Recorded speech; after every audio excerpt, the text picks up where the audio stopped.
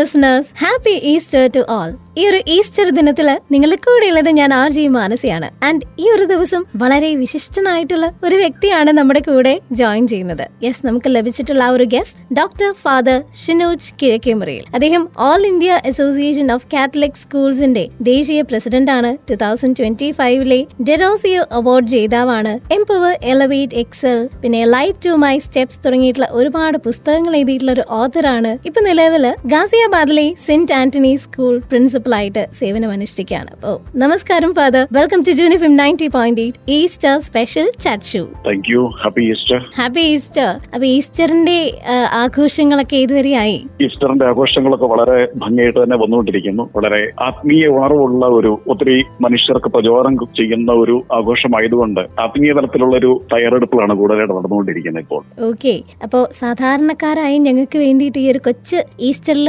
തരാനായിട്ടുള്ള ഒരു മെസ്സേജ് എന്തായിരിക്കും? സാധാരണക്കാരായിട്ടുള്ള ആൾക്ക് വേണ്ടിയിട്ട് സാധാരണക്കാരനായി ഞാനൊരു മെസ്സേജ് തരാം.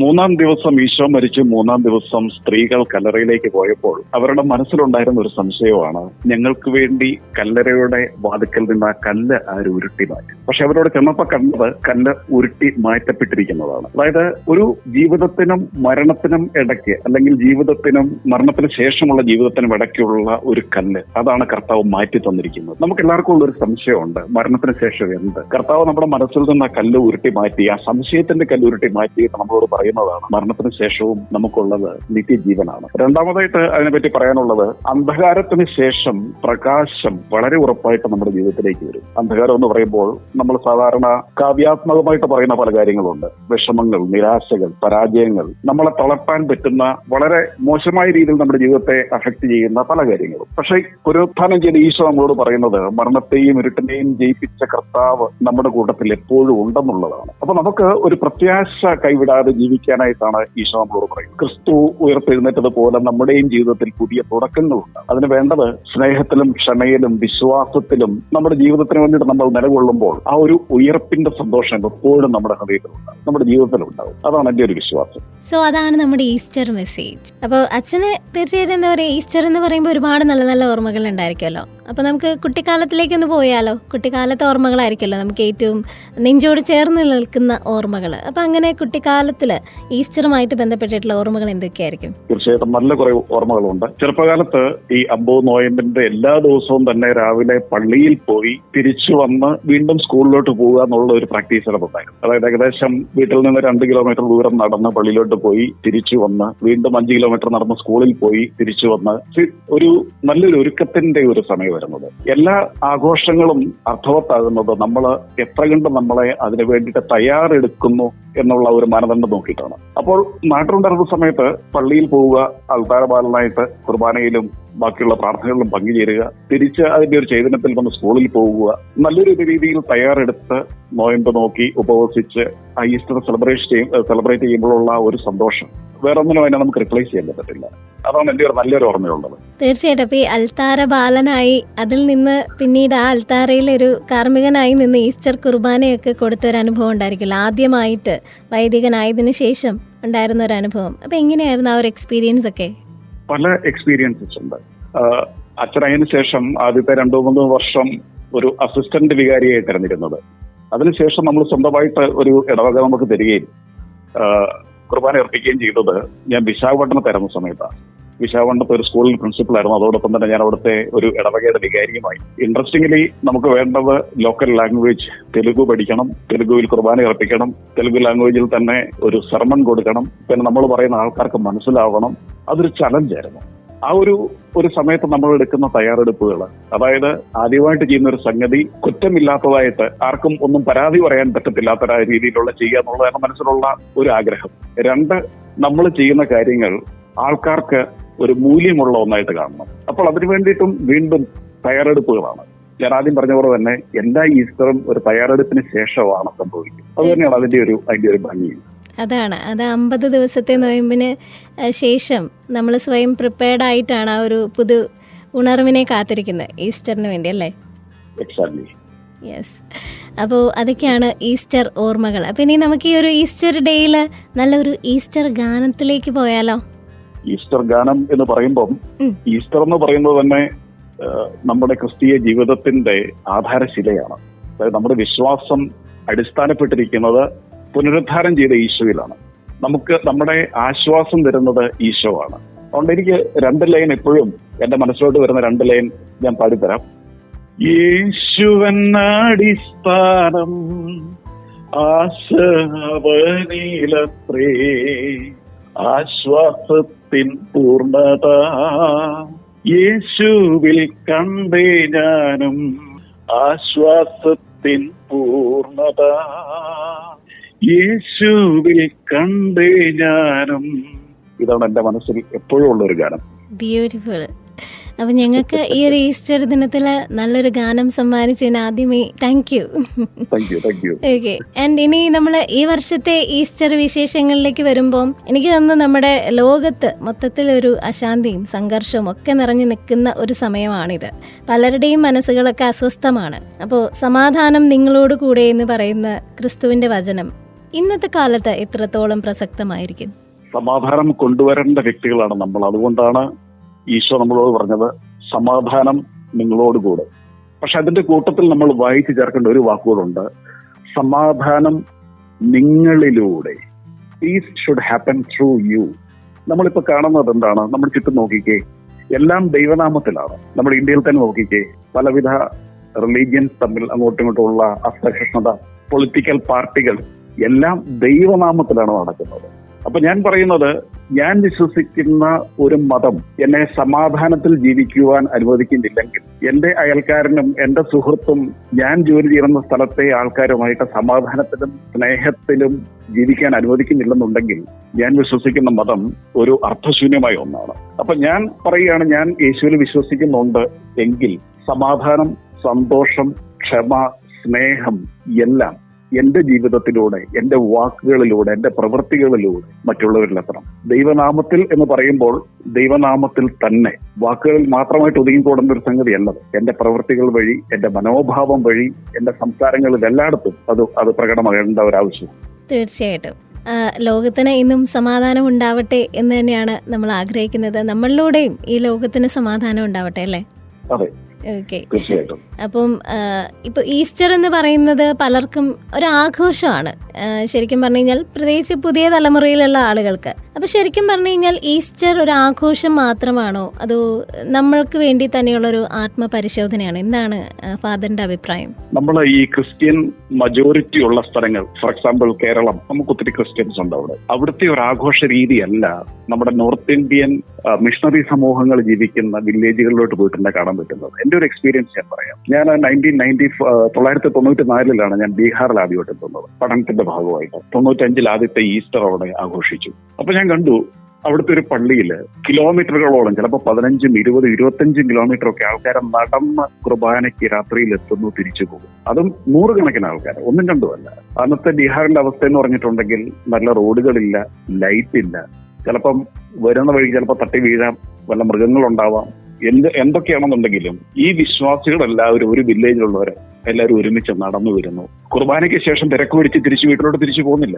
അവരവിടെ നിൽക്കുന്നു, പാട്ട് പാടുന്നു, ഡാൻസ് കളിക്കുന്നു. അവരുടെ കുറച്ച് ഡ്രം സെറ്റും കാര്യങ്ങളൊക്കെ വെച്ച് പാട്ടുപാടി ഡാൻസ് കളിച്ച് ആ ഒരു വരവ്, ആ ഒരു ദിവസം നല്ലൊരു ആഘോഷമാക്കി മാറ്റിയിട്ടാണ് അവർ പോകുന്നത്.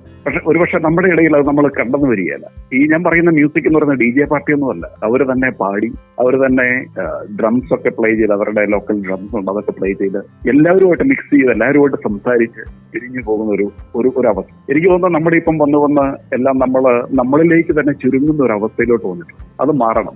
ഈസ്റ്റർ എന്ന് പറയുന്നത് പുനരുത്ഥാനമാണെന്നുണ്ടെങ്കിൽ പുനരുദ്ധരിക്കേണ്ടത് എന്നെ തന്നെയാണെന്നുള്ളൊരു ബോധം എനിക്കുണ്ട്. ആ ഒരു ബോധം ഉണ്ടെങ്കിൽ ഞാനും തീർച്ചയായിട്ടും കുർബാന കഴിയുമ്പോൾ അല്ലെങ്കിൽ ആഘോഷങ്ങളിലേക്ക്, എന്റെ തന്നതായ ആഘോഷങ്ങളിലോട്ട് ഞാൻ പോവില്ല. എല്ലാവരും ചേർന്നുള്ള ആഘോഷങ്ങളിൽ, അല്ലേ? ആഘോഷങ്ങളിലോട്ട് മാറണം. അപ്പോൾ അതാണ് പുതിയ തലമുറയോട് പറയാനായിട്ടുള്ള ഒരു കാര്യമല്ലേ, ഈസ്റ്റർ ആഘോഷങ്ങളിൽ. തീർച്ചയായിട്ടും പരസ്പരം കാണണം. കാരണം ഇന്ന് എല്ലാവരും, ലോകം എന്ന് പറയുന്നത് മൊബൈലുകളിലേക്ക് അല്ലെങ്കിൽ വീടുകളിലേക്ക് മാത്രം ചുരുങ്ങി പോകുന്ന ഒരു സാഹചര്യം കൂടി ഉണ്ടല്ലോ. തീർച്ചയായിട്ടും നമ്മൾ ഒത്തിരി കാണുന്നുണ്ട്. അത് പണ്ടത്തേതുപോലല്ലോ. ഞാൻ എന്റെ വണ്ടിയിൽ വരുന്നു, എന്റെ ആൾക്കാരുടെ കൂട്ടത്തിൽ ഇരിക്കുന്നു, എന്റെ ആൾക്കാരുടെ കൂട്ടത്തിൽ തിരിച്ചു പോകും. ചില സുഹൃത്തുക്കളെ കണ്ടാൽ ഞാൻ ചിലപ്പോൾ സംസാരിച്ചേക്കും. അല്ലെന്നുണ്ടെങ്കിൽ ആർക്കും വേണ്ടിയിട്ട് സമയമുള്ള കാലമല്ല ഇപ്പോൾ നമ്മൾ കാണുന്നത്. പൊതുവേ നാട്ടില് കുട്ടികളില്ല എന്ന് തന്നെയാണ് പ്രധാന ഒരു പരാതി. പിന്നെ പണ്ടത്തെ പോലെ എല്ലാ കുട്ടികളെ തമ്മിൽ കണ്ടാൽ പോലും എന്തോ ഒരു മിസ്സിങ് ഉള്ളതുപോലെ പലപ്പോഴും ഫീൽ ചെയ്തിട്ടുണ്ട് ഇന്നത്തെ കാലത്തെ കുട്ടികൾ തമ്മിൽ. മേ ബി അവർ ഡെയിലി മൊബൈൽ ത്രൂ കമ്മ്യൂണിക്കേറ്റ് ചെയ്യുന്നത് കൊണ്ടായിരിക്കാം. അങ്ങനെ എപ്പോഴെങ്കിലും തോന്നിയിട്ടുണ്ടോ ഫാദറിന്? ഒരു ഡിസ്റ്റൻസ് വന്നിട്ടുണ്ട് പല കുട്ടികളുടെയും ഇടയ്ക്ക്. ഒരു സോഷ്യൽ ഡിസ്റ്റൻസിങ് സംഭവിക്കുന്നുണ്ട്. അത് ഒരു തലമുറയുടെ ആവശ്യം എന്താണെന്ന് കണ്ടുപിടിച്ച്, അവരെ കുറ്റം പറയാതെ ഒരു തലമുറയുടെ ആവശ്യം എന്താണെന്ന് കണ്ടുപിടിച്ച് അവരുടെ ലെവലിലേക്ക് ഇറങ്ങിച്ചെന്ന് അവരുടേതായ രീതിയിൽ അവരെ ഒന്ന് ഏകോപിപ്പിക്കേണ്ടതായിട്ടുണ്ട്. നമ്മുടെ ഇപ്പം കേരളത്തിൽ സംഭവിക്കുന്നത് എന്താണെന്ന് ചോദിച്ചിട്ടുണ്ടെങ്കിൽ, ആദ്യം പറഞ്ഞ പോലെ കുട്ടികൾ കുറവാണ്, യൂത്ത് ചിലപ്പോൾ കുറവായിരിക്കും, പലരും ഇവിടുന്ന് മൈഗ്രേറ്റ് ചെയ്ത് അങ്ങോട്ടും ഇങ്ങോട്ടും പോയിട്ടുണ്ട്. ഇപ്പോഴുള്ള ആൾക്കാരുടെ ആവശ്യം എന്താണ് നമുക്ക് കാണണം. അല്ലാതെ നമ്മളുടെ ഒരു ഏജ് ഗ്രൂപ്പിൽ നിന്നുകൊണ്ട് അവരെ ഒരിക്കലും ജഡ്ജ് ചെയ്യാൻ പോകരുത്. കുട്ടികളെ മനസ്സിലാക്കണം, അവരുടെ ഭാവി എന്താണെന്ന് മനസ്സിലാക്കണം, അവരുടെ ചിന്തകൾ മനസ്സിലാക്കണം, എന്നിട്ട് അവരോടൊപ്പം ചേരുക. അല്ലാതെ ഒരിക്കലും അവരെ ജഡ്ജ് ചെയ്യാൻ പോകരുത്. സോ ഈ ഒരു ഈസ്റ്ററിന്റെ മഹത്വം അല്ലെങ്കിൽ ആ ഒരു ഡേയുടെ ഇമ്പോർട്ടൻസ് കുട്ടികൾക്ക് പറഞ്ഞ് മനസ്സിലാക്കി കൊടുക്കാൻ നമുക്ക് കുടുംബത്തിൽ തന്നെ ചെയ്യാൻ പറ്റുന്ന കാര്യങ്ങൾ എന്തൊക്കെയായിരിക്കും? എന്താണ് ഫാദറിന് തോന്നുന്നത്? ഒത്തിരി കാര്യങ്ങളുണ്ട്. വിശ്വാസം ജീവിതത്തിലൂടെ പഠിപ്പിക്കുക എന്നുള്ളതാണ് ഏറ്റവും വലിയ കാര്യം. കാരണം കുട്ടികൾ പറയുന്നതിനേക്കാൾ കാണുന്നതിൽ നിന്നാണ് കൂടുതൽ പഠിക്കുന്നത്. മാതാപിതാക്കളുടെ പ്രാർത്ഥന, അവരുടെ ക്ഷമ, അവരുടെ സ്നേഹം, അവരുടെ സേവനം, അവരുടെ പരസ്പരമുള്ള ബഹുമാനത്തോടുകൂടുള്ള സംസാരം, ഇടപെടലുകൾ, അതൊക്കെ ജീവിതത്തിൽ കുട്ടികൾ കണ്ടിട്ടുണ്ടെങ്കിൽ അത് അവരുടെ മനസ്സിൽ ഒത്തിരി നാൾ നിൽക്കും. നമ്മൾ ഈ വ്യാഴാഴ്ച നടത്തുന്ന ഒരു കാര്യമുണ്ട്, വൈദികൻ കാലുകൾ കഴുകാറുണ്ട്. നമ്മുടെ ജീവിതത്തിലും നമുക്കത് ചെയ്യാൻ പറ്റുന്ന കാര്യമാണ്. എല്ലാ ദിവസവും നമ്മളൊന്ന് ഒരു വാഗ്വാദത്തിൽ നമ്മളൊന്ന് താന്നു കൊടുത്തിട്ടുണ്ടെങ്കിൽ, മറ്റുള്ളവരെ ഒന്ന് മനസ്സിലാക്കാൻ ചെയ്തിട്ടുണ്ടെങ്കിൽ, അവിടെ നമ്മൾ കാലുകൾ തന്നെയാണ് കഴുകുന്നത്. അത് നമ്മുടെ ജീവിതത്തിന്റെ എക്സ്പീരിയൻസ് കൊണ്ട്, ജീവിതത്തിന്റെ പലവിധ പാഠങ്ങൾ കൊണ്ട്, വാക്കുകൾ കൊണ്ട് പറയാതെ കാണിച്ചു കൊടുക്കേണ്ട കാര്യങ്ങളാണ്. പിന്നെ ഒരുമിച്ചിരുന്ന് പ്രാർത്ഥിക്കുന്നത്, ബൈബിൾ വായിക്കുന്നത്, ചെറിയ ചെറിയ ത്യാഗങ്ങൾ ചെയ്യുന്നത്, ഇതെല്ലാം കുട്ടികൾ കണ്ടുകൊണ്ടിരിക്കുകയാണ്. അത് കണ്ടവഴി വളരും. തീർച്ചയായിട്ടും. അപ്പൊ മാറ്റങ്ങൾ ആരംഭിക്കേണ്ടത് നമ്മുടെ വീടുകളിൽ നിന്ന് തന്നെയാണല്ലേ? മാറ്റങ്ങൾ വരേണ്ടത് എന്നിൽ നിന്നാണ്. എങ്കിലേ സമാധാനം എന്നിൽ കൂടി ഉണ്ടാവുകയുള്ളൂ. പുതിയ ഹൃദയം എന്ന് പറയുന്നത് ഒരു ചേഞ്ച്ഡ് പേഴ്സൺ ആണ്. അതായത് മാറി വരുന്ന ഒരു വ്യക്തിത്വമാണ് പുതിയ ഹൃദയം എന്ന് പറയുന്നത്. സോ ഒരു ഈസ്റ്ററും കടന്നു പോകുമ്പോ ഫാദറിന് എപ്പോഴെങ്കിലും അങ്ങനെ തോന്നിയിട്ടുണ്ടോ, എന്നിൽ ഒരു മാറ്റം ഉണ്ടായി, അല്ലെങ്കിൽ ഈ ഒരു ഈസ്റ്റർ എന്നിൽ ഒരു ആത്മീയമായിട്ടുള്ള മാറ്റം ഉണ്ടാക്കി എന്നുള്ളത്? തീർച്ചയായിട്ടും. ഞാൻ ഓരോ വ്യക്തികളെയും കാണുമ്പോൾ എന്റെ മനസ്സിലുണ്ടാകുന്ന ഒരു കാര്യമുണ്ട്, ഞാൻ എന്തെല്ലാം കാര്യങ്ങൾ ഇനിയും പഠിക്കാനുണ്ട്. ഓരോ ജീവിതങ്ങൾ കാണുമ്പോൾ ഞാൻ മനസ്സിലാക്കുന്ന ഒരു കാര്യം അതാണ്, എനിക്ക് എന്തെല്ലാം ഇനിയും വളരാനുണ്ട്. ഞാൻ എത്ര കണ്ട് വളർന്നാലാണ് അവരുടെ ഒരു ലെവലിലേക്ക് എനിക്ക് എത്താൻ പറ്റുന്നത്. അത് പലരുടെയും ജീവിതത്തിലുള്ള നന്മകൾ കാണുന്നതുകൊണ്ടാണ്. ഒരു വിളിയാണിത്. കൂടുതൽ സ്നേഹിക്കാൻ, കൂടുതൽ ക്ഷമിക്കാൻ, കൂടുതൽ വിനയത്തോടുകൂടി പെരുമാറുവാൻ, അതുപോലെ തന്നെ എന്റെ വിശ്വാസത്തെ എപ്പോഴും പുതുക്കിക്കൊണ്ടിരിക്കാൻ, എന്റെ പുരോഹിത ജീവിതത്തെ കൂടുതൽ ആഴത്തിലേക്ക് നയിക്കാനും, പിന്നെ അതുപോലെ തന്നെ എല്ലാ ഈസ്റ്ററും ഒരു പുതിയ ജീവിതത്തിന്റെ തുടക്കമായി കാണാനും, എല്ലാ ജീവിതങ്ങളും, ഞാൻ കാണുന്ന ജീവിതങ്ങളെല്ലാം എനിക്ക് പ്രചോദനം തന്നുകൊണ്ടിരിക്കുകയാണ്. അതായത് ഒരു ആത്മപരിശോധനയാണ്, ഒരു പുതുക്കൽ, ഒരു പുതിയ സമർപ്പണം. ഓക്കെ. ഈസ്റ്റർ റിലേറ്റഡ് ആയിട്ട് അച്ഛനോട് ചോദിക്കാൻ ഞാൻ കുറച്ച് ചോദ്യങ്ങൾ മാറ്റി വെച്ചിട്ടുണ്ട്. അപ്പൊ ആ ചോദ്യങ്ങൾ ഞാൻ ചോദിച്ചോട്ടെ? ശരി. മനസ്സിലേക്ക് ആദ്യം വരുന്ന ഉത്തരം പറഞ്ഞാൽ മതി കേട്ടോ. ശരി. ഈസ്റ്റർ ദിനത്തില് ഏറ്റവും ഇഷ്ടമുള്ളൊരു കാര്യം എന്തായിരിക്കും? ആൾക്കാരുടെ മുഖത്തെ ചിരി. അത് പറഞ്ഞപ്പോ തന്നെ എന്റെ മുഖത്തൊരു ചിരി വന്നു. ഓക്കെ, ഇനി നെക്സ്റ്റ് കാര്യം, ഈ ഈസ്റ്റർ കാലത്ത് അച്ഛൻ ദൈവത്തോട് വളരെ പേഴ്സണലായിട്ട് ചോദിച്ചൊരു കാര്യം എന്തായിരിക്കും? വളരെ പേഴ്സണലായിട്ട് ഞാൻ ചോദിച്ചുകൊണ്ടിരിക്കുന്നത്, എന്നെ കൂടുതൽ അറിയുവാനായിട്ട് ഉള്ള ഒരു പ്രത്യേക ഒരു കഴിവ് എനിക്ക് വേണം. എന്റെ ബലഹീനതകൾ എന്താണ്, എന്റെ ശക്തികൾ എന്താണ്. ഓക്കെ. അപ്പൊ ഇനി അടുത്ത ക്വസ്റ്റ്യൻ, ഈസ്റ്ററില് ഫാദറിന്റെ മനസ്സിനെ ഏറ്റവും കൂടുതൽ ഒരു സ്പർശിക്കുന്ന ഒരു പാട്ട് ഏതായിരിക്കും? നമ്മളെ ഇമോഷണൽ ആയിട്ട് കണക്ട് ചെയ്യുന്ന ഒരു സോങ്?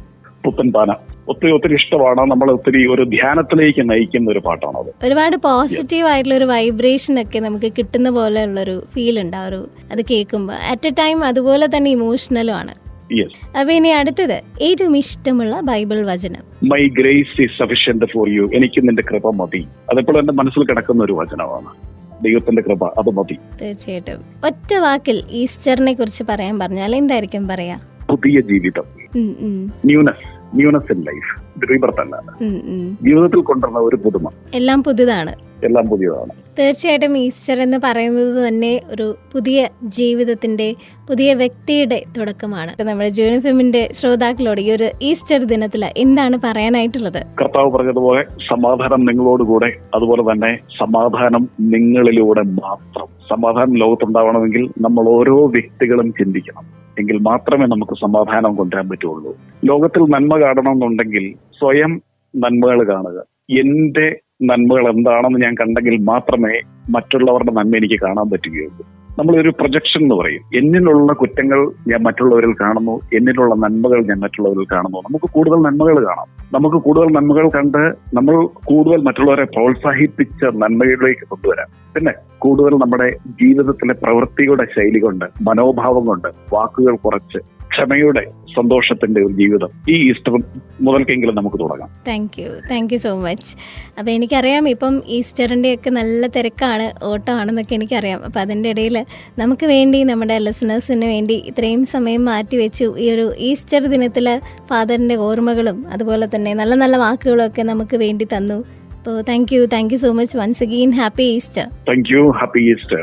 സോ ഇത്രയും നേരം നിങ്ങളുടെ കൂടെ ഉണ്ടായിരുന്നത് ഞാൻ RJ മാനസിയാണ്. ആൻഡ് എന്നോടൊപ്പം ഉണ്ടായിരുന്നത് ഡോക്ടർ ഫാദർ ഷിനോജ് കിഴക്കേമുറിയിലാണ്. ഒരുപാട് നല്ല കാര്യങ്ങൾ അദ്ദേഹം നമ്മളുമായിട്ട് പങ്കുവച്ചു ഈ ഒരു ഈസ്റ്റർ ദിവസത്തിൽ. സോ ഈ ഒരു ദിവസത്തിന്റെ എല്ലാവിധ ആശംസകളും നിങ്ങൾ എല്ലാവർക്കും നേർന്നുകൊണ്ട് ഞാനും ടാറ്റ ബൈ ബൈ പറയാണ്. അപ്പോൾ once again happy Easter all. Stay tuned to June FM 90.8. കേൾക്കാം, പാടാം, ആഘോഷിക്കാം.